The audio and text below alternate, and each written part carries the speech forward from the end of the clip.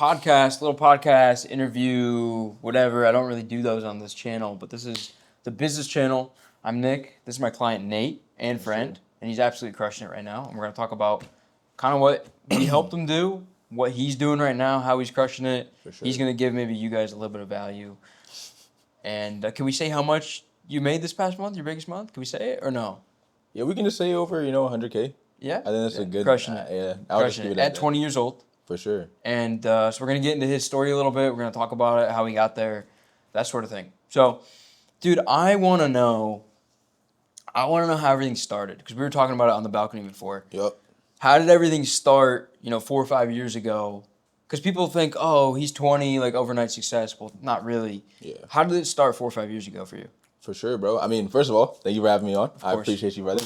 How did it start? Now, that's a great question. I'm going to be real. It started during the quarantine. I always knew I wanted to make money online, though, because when I was growing up, my parents were entrepreneurs. I'm African. I'm from Cameroon. So we go to these functions, these events, and I would see these people like complain about their 9-to-5s. So it always it would make me mad. And I told my parents I would never work a 9-to-5 in my life.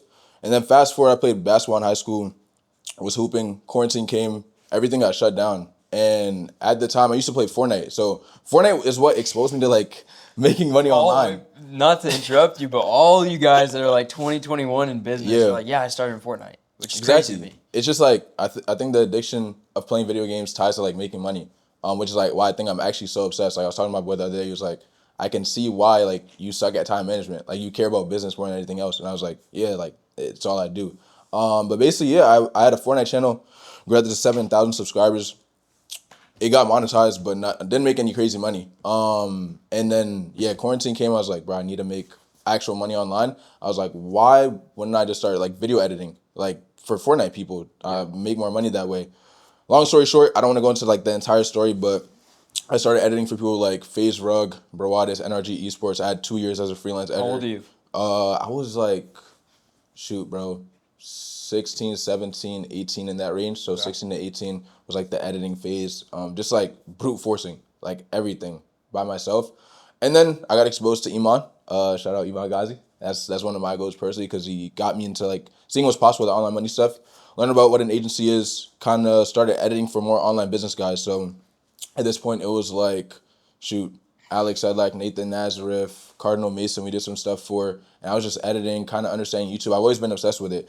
And then, long story short, I started a short form content agency with Orangey, who actually lives out here, one of probably the biggest meme coin guys. So we were running it up, and that went well. But then I kind of split that off, started my own thing. And as I started my own thing, it was basically, eventually I had to go to college. So as I got into college, my first, as soon as I touched down, I had my first 10K revenue month, I believe. 10K revenue or probably, I can't remember. And back then it was cool, but I hated college. I was I didn't even want to go.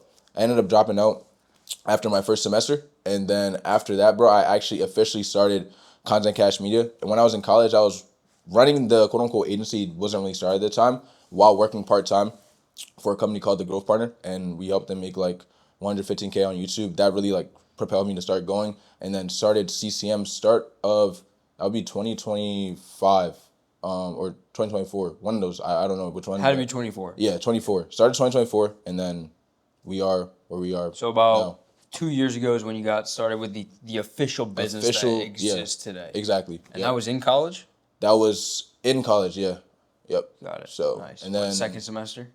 You said what? Second semester? Dropped out. You dropped out second semester? Dropped out first semester. First semester, damn. Couldn't do the second one, bro. Respect. Me too. My African parents Did you beat me? I was only there 2 months. Whew, that's pretty fast, bro. I'm not gonna lie. I mean, I didn't beat you. I wanted to leave, but I had to I had actually the money. I didn't need to go to college. I had money saved up, a solid amount for my age, but it was more so I just had to prove it to my parents, and then I bounced. So I think it's a very American thing too. I know you say African parents, but even just where I come from, my parents are well, everyone goes to college. We went to college, this sort of thing. It's a very much, I don't know, everyone is of that mindset, but it is changing. It is certainly changing. I'm a couple of years older than you, where, I don't know, I feel like I caught that curve a little bit early, but I feel, and correct me if I'm wrong, because I don't talk to a lot of people that are 20, but, I'm thinking that it's a little bit more it's changing? I don't know, it's happening now where a lot more people are just skipping. Would you say that's accurate or no? I definitely think so. I had a moment where it was funny. I was talking to my brother. He was like, someone he knew was watching my videos, and they were like thinking of not going to school because they were watching my content. Yeah. And I think the internet is bigger now compared to like your generation type of stuff. And you're kind of old, bro. You're kind of old. No, I'm not old. But it's changing a little bit. I don't know though. I think there's always going to be people that like love college. Obviously, this stuff isn't for everyone, bro. It's like if you get it, you get it. Yeah. Is that type of thing. So that's my thoughts on it. But I think it's shifting a little bit for sure. So that's what I'm looking to do, like with my content too, and why I put out stuff to inspire people. So yeah. So early 24, you start making what, 10K a month ish? Yeah, like in a couple months. I had months. a 10K month, and then I stopped working with the part time, so it just like it dropped, and it was just like. I think this was what? When did we start? When did you reach out? I think I reached out to you when I was like 15, 20K. Yeah, so the end, like going towards the end of 2024. I remember the number of like 12 and a half or something like that. Yeah, probably like end of 20, like towards middle or end of 24, I feel like. I think it was like May. Yeah, that would be accurate, yeah. Okay. So you reach out, you're doing what, 12 and a half, 15, yeah, 20, that's whatever, it's in that range. It's probably, it's definitely over 10K profit, I'm thinking. Yep. Yeah, for sure. Okay. And I remember it was mostly just you. Didn't you have a couple editors? Bro, it was me, editors, and yeah, bro, I remember it because I was with my family on a cruise, and we just had brought on my first assistant as a hire, and it was hectic, bro. So really, yeah, it was just me. And before that, were you doing the edits? Or were you always outsourcing? At this point, I was outsourcing. I stopped editing in college because like I was trying to do my college class, and I just couldn't, bro. Yeah. So I had to start outsourcing. But okay, yeah, for sure. So when you reached out to me, all I remember is I had someone managing my DMs at the time. Mm-hmm. They're like, they want to work one-on-one with you. Bro, I was like, bro, like I'm not doing no offense, I'm not doing no group coaching. Like I actually knew what I wanted already. And it was like I was generally looking because at this point, I had a solid amount of money saved up for my age. I was just like, I need someone, because I don't come from this space. I come from an entertainment, like gaming type background. So I needed to understand like what actually is online business and selling stuff. So that's what I came to you for, which obviously, look at us now. So yeah, you're crushing it. So I just remember getting that DM of like, wants one-on-one, and I'm like, do I have one of the sales guys take the call? Like, I don't know. Yeah. I'll take it, whatever. Exactly. And it ended up working out. I think you actually had to think about it. I was like, let me talk to my dad. Okay, that's I was like, my dad. You were young. My dad's always like, he was basically my business mentor because he's made millions in business as well. So I was like, I would go to him for everything. What does he do? He did network marketing. Made like, I'd say, I don't want to leak too much. Yeah, we don't have to, a decent amount of money there. But yeah, he was like my mentor. So I was just like, let me talk to my dad. Money wise, I was good though. Like I was straight. I just wanted to make sure. And then I already told you prior to going on the call, like I already seen your stuff. I was ready to like lock in and just do what it takes. Like I actually wanted to apply it. So yeah. Yeah, and I think let's talk about the first couple things that we did. Okay. What do you remember as the first couple things? I think it was the assistant. Definitely assistant. We broke down some content. I forget though. It was assistant. I know it was assistant. We talked about the flywheel. So fulfillment, sales, marketing, working on that till something breaks. Those I remember that, and then team structure and sales for sure. I didn't have a pre-call video. I was just hopping on calls. You're taking two calls at a time, right? Literally 2 calls at a time. A bunch of stuff was messed up, bro. You had that big like presentation. Remember that? Yep, exactly, bro. It was a lot of shifting, but I was like, I gotta apply this fast if I want it to work, and then every month we just saw improvements. So, what do you think was the first big thing? Because I think you went from basically being a freelancer to now you have an operation. Yep. Like you just had your biggest month. You're crushing it. I'm not sitting here as well trying to take like no, you're good, bro. Full credit for that. You deserve the credit. Like I appreciate it for sure. But happy to help, and it's all you now at this point. You're crushing it. I think though, what was kind of that biggest like shift? Because you went from freelancer to I'm operating a team. You have a COO now. Yeah. You have like you 30, have people 30 plus people on the payroll. Yeah, all these editors, that sort of thing. So what was the biggest shift for you when it came to that? I feel like the biggest shift was more so like, how am I gonna get freedom, bro?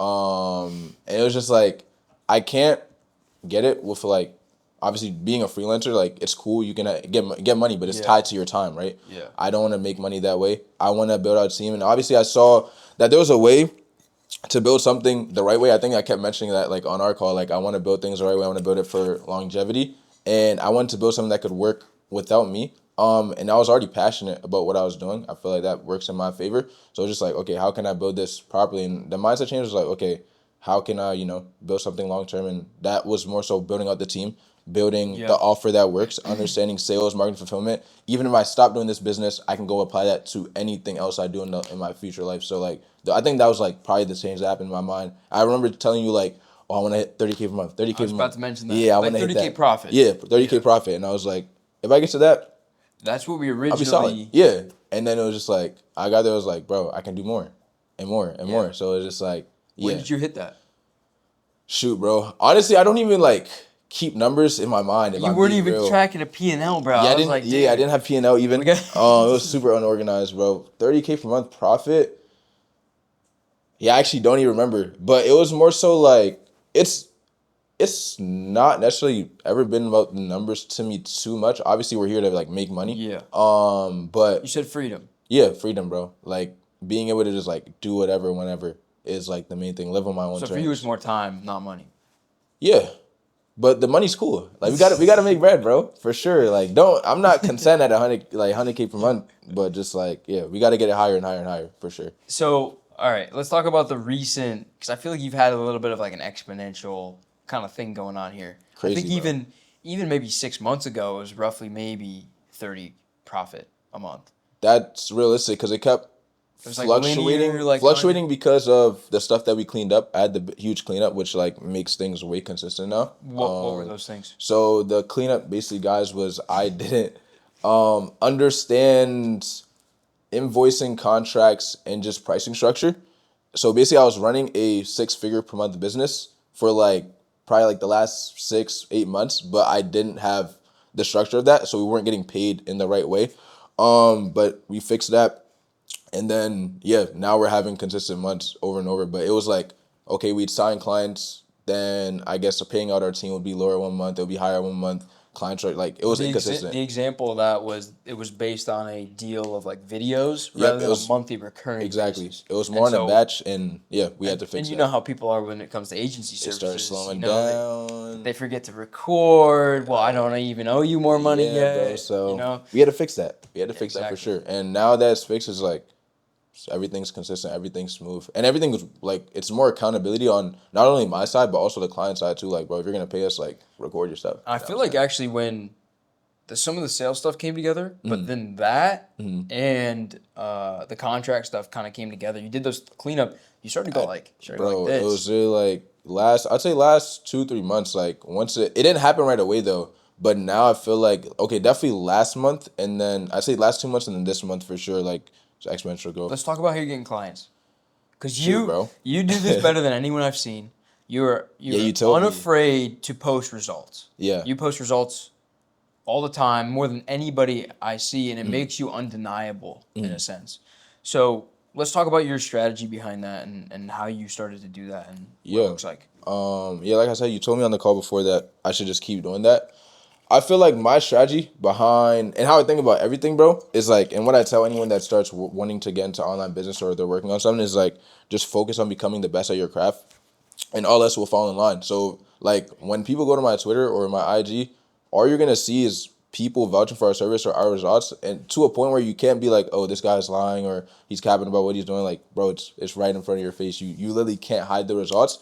And I remember one point I was doing like 3 tweets per day. You're like, do 5. And then you told me do 10. I was like, bro, how am I going to do 10 tweets per day? I was like, but I mean, now it's at like 5 to 10 per day, just dropping results, also just like talking about my life. I think we talked about that too with Joe, being able to like actually show people what I do outside of business, because I think that's also an interesting side of it. And then consistency is key. We obviously have the YouTube. I'm a YouTube guy. I vouch for YouTube. So posting there, my personal channel is now just past 1K subscribers. We have videos over 10K views.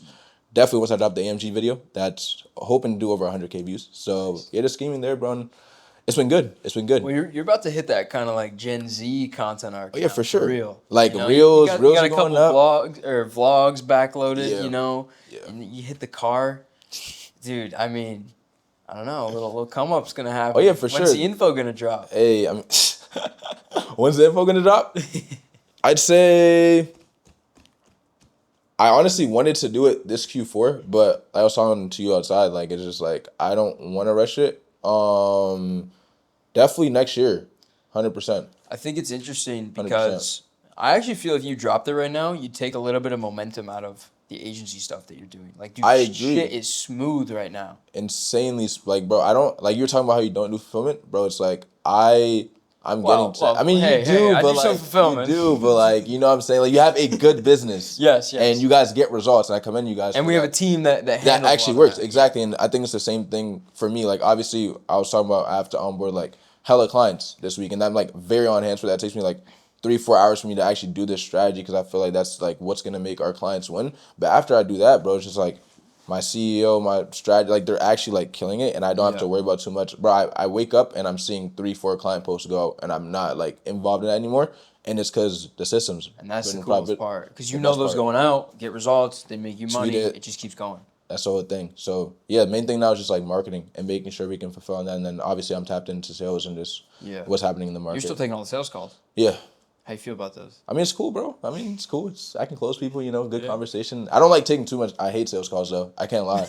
Like, a lot of people, are interesting. So, but I'd say like 2-3 per day is my max. They're very B2B, though, which is cool because, like, the conversation is usually, like, logical. How are we going to make this happen? 100%. But the info and the coaching side of things, it really is more just, like, overthinking. Emotional, bro. Yeah, it's very emotional. Emotional. Yeah. So we're going to figure that side out too, but I think that's where the content's going to come into hand. And then also I think the agency plays a part into that too, like seeing I have a reputable business and I'm not just like selling something I haven't done or like aren't actively doing is a whole nother aspect into it. So I think that should be cool for sure. I'm excited for that. I want to talk about this recent tweet that went up.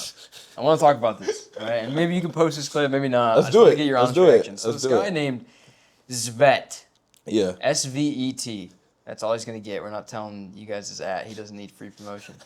He said, "Yikes, that's probably the worst message I've ever received this year. No grammar and punctuation, full of jargon, nothing for me, hard to read. Sorry, Nate, not interested." And it's a screenshot of a message that you had sent him as cold outreach. And this has 800K views in what, like 3-4 days? He hides my name, part of my bio, and shows my profile picture. Yeah, he shows your profile picture and like, yeah. So what was your initial reaction to seeing this? Because obviously, like you said, this message has gotten you basically all your results. You made 100K a month with this. It's gonna make me a lot more money. I mean, we hit we hit the 100K a month prior to this. Yeah. But this is like, bro, you might double like. So this guy is about to double your revenue because he sent all to you, bro. Shout out to you. I appreciate you, brother. God bless. But bro, my reaction. Okay, so this is like the real story behind it. When I went to the Mercedes like dealership, I wasn't supposed to buy the car. I just went to like go check it out in terms of like see what is possible. I ended up copying it that night. What'd you buy? I bought a AMG GLE 63S 2025. So pretty cool brand car. new? Brand new. Oh, okay. Yeah. All right. So pretty cool car. And then, bro, I woke up in the morning. I'm checking, like, I read my Bible. I go to Slack. I check my CEO's message. He sends a tweet. I'm just like, why? I don't care about this. I actually don't care. Like, when I don't care. He has 50 likes. I'm like, okay, cool. But I go on with my day because I have to take pictures and all that type of stuff. So, because I'm telling my boy, the next day, Wednesday, we're going to Miami. Monday, I bought the car. Tuesday, I'm trying to, like, farm content with the car. Wednesday, we leave. So I'm just like, we need the pictures today. And then the tweet, as the day goes by, the tweet is just slowly climbing up. And I'm just like, this is interesting. At first, it's just like, it low-key looks like people are like hating on me. But then like halfway through the day, it's like, bro, everyone starts defending me. All big names, blah, blah, blah. I just started like, okay, it's like, that's love. And then I'm like, I need to drop the pictures to the car. I'm like, I need it back ASAP. I'm talking to the photographer. I get it at, I think like 8, 9 o'clock, 10 o'clock. I drop the pictures like at something around 11. And that tweet just goes crazy. 2.5K likes, over 500K impressions. I think his tweet has over 1 million impressions. And my DMs never been this crazy, bro. Yeah. I closed with a client, obviously, yesterday. And he was like, he said, I saw your stuff before. It was good. And then he saw the tweet. He He was like, I've seen this guy before. Then he goes to our results. He's like, oh, he actually has really good results. Books a call, hops on. So basically, crazy company. This random guy just sent a bunch of free traffic to you. Insane amount of free traffic, bro. So what are you going to say to him? You going to say anything? Shout out to you, bro. I have no bad words. I don't do online beefing. I told Dick this. I'm not that type of person. I have no hard feelings. Like, it worked out in my favor, so God is good. Respect. Yeah, for sure. Yeah. I keep it. You're very well mannered. Yeah, I told you that last time when we first met in person. I was like, you're very well mannered. Your parents did a great job. There's no point. Because I'm so much older than you, I can say that. Yeah, for sure. But I just it's cool, bro. It is what it is. I ended up working out in my favor, and I think carrying momentum is the biggest thing. 100%. And that's like why I'm barely sleeping right now. Making sure my clients eat, making sure content's rolling out. Like, I'm just trying to, like I told you, sprint. So yeah, taking advantage of the opportunity. Sick. So I'm blessed with it. And what's really interesting, you're one of the agency guys that we've helped. We've helped a couple others. Yep. But you don't have a crazy amount of followers. I don't. And you've grown your agency 6 figures a month. Mm-hmm. Walk me through like what your audience looks like. Like, who are the type of people in your audience? You know, what happens when someone comes in, sees your content, like that sort of thing? What's the strategy there? So my audience, I feel like we are mainly selling to info product sellers. Anyone that's typically doing over 6 figures per month with their info product, and they want to be able to nurture their audience better and convert leads with YouTube, because YouTube, I think, is the most like powerful when it comes to nurturing mechanism out there. So they're able to turn someone that may be coming from IG or ads and have them see hours of their face and really get to know, like, and trust them. It's just like, okay, when they hop on sales call, sales cycle is shorter. They understand this person more. It's just easy cash, right? And those people, I mean, typically finding them on Twitter, YouTube, IG. I mean, they're literally everywhere. I feel like, yeah, we just made to come and help them scale up their stuff. I don't know if you have any more specific questions. Well, it's just like in more depth. I think a lot of people think that you need a lot of followers to make a lot of money. Got you. But I mean, with the right model, the right offer, and we have a client. Yeah, less than 1,000 subscribers, made over 6 figures from like our YouTube stuff, like direct. I was talking to a client yesterday when I was eating. He walked in. He was like, "Yo, what's up, bro? Like, we're making over 100K per month, like from YouTube." Which is our service. And obviously prior it's like, and with our stuff on that guy with the 100K per month, it's like 2K views, 3K, maybe 1K once in a while. It's not anything crazy, and I feel like that's why the company's called Content Cash Media. Like, we want to turn your content to cash. You don't need the views, the subscribers. That's an angle that I used to like to use in my marketing, and it's not gimmicky either. It's like actually real, because we have these clients that are signing huge deals, closing people with content at small views. So it's just like it's the reality of the internet, and I feel like you talk about it in your marketing a lot. Like, if you can actually position yourself properly towards the pains and desires of who you want to sell to, and you allow your competitive edge, your story, how you're different, your strategy, how you're unique, different, better, like, people are gonna be attracted to buy your stuff if you're a real one. And that's why I bought your stuff, bro. You're a real one. I appreciate it. So it's just like people can feel that in many different ways, and you can do that through content, through YouTube, through IG, etc. So I was even saying your Twitter's got it's probably where most of the clients have been signed. Right? 100%. You got 7K followers on there, and I feel like most people are like, well, I need 40K, I need 50K, and you really don't. You don't, bro. I think it's more perception of your profile over than followers, and also like mutuals probably plays a huge thing into it too. Like, if people come to my profile, like, you're seeing like people that they follow and are wishing to get a follow back from, that actually are like interacting with my stuff. And I think that's the main thing. Make sure like you are perceived in a certain way. And I feel like people, when they come to my like stuff, like you said, results, you're gonna see my life. Like, I'm not some bot or a random person. Like, you're gonna get interaction. Real. Yeah, it's very real, and I'm building something real long term. Think about your competition too. Like the guys running content agencies. Yep. I can maybe think of like a handful that are actually real, like yourself. Yep. I feel like the rest are using like the tweet sort of like ChatGPT stuff, the little reply things. The strategies are quite, in my opinion, a little bit gay. Yeah. A little bit stupid. They don't make you look good. No, and I like to do my stuff the other way. That's why, like, when I send my DMs the way I do, it's much like me. Like, your outreach, bro. Yeah, like when we hop on calls, like, I talk the same way. Yeah, I talk the same way on Zoom. I talk the same way in the DMs. Like, I'm talking the same way right now. I'm gonna always speak the same. So, and you're getting the same Nate every single place. So I think that's once again, people can recognize that. Where do you think most of your clients come from on Twitter? Is it just inbound, like referral, or do you think it's outbound? Definitely now, inbound. I feel like it's always low key been inbound though, cause I just like, bro, with the outbound, we've been trying to like crack the messaging and position it properly. Yep. But inbound is like our results, bro. When people can like people already know me when I outreach to them. That's another thing too. But I definitely say inbound. And then if they come inbound, they've probably watched a couple of YouTube videos. They understand what we do, or they've seen like our client case study interviews. And then from there, it's just like it's easy, bro. 100%. It's easy. So yeah, content, it works, bro. If we had to sum it up before we kind of end this, I want to hear from you. Yeah. I'll drop my thoughts too. For sure. Like, what is the formula to what you just did with your agency and your brand? What was the formula that you used? If there's a couple variables and pieces, what do you think it is? 100%. I definitely think, hey, whoever's watching this probably gonna be some sauce. I wish I had this when I was looking back. The formula. So I think for sure, understanding who you're gonna be like actually targeting with your offer is obviously important. But when you figure that out, the ICP, et cetera, understanding get really good at your craft. That's the first thing I want to say.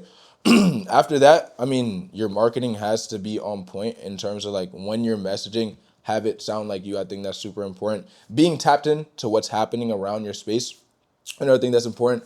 But when it comes to more of the tactical stuff, you have to actually understand how to do sales, understand how to fulfill, how to do marketing. And if you can have the proper systems in place, like Nick teaches, I mean, you're gonna make money, bro, unless you just don't apply. Like if you're dumb and don't apply, then that's on you. But I'm gonna apply. I'm gonna try to make more money. You know what I'm saying? But yeah, I feel like it's a system, bro. You follow, it's gonna work. I mean, it's that simple. You just gotta take some time. Yeah. Sick. Yeah. What about you? What do you think?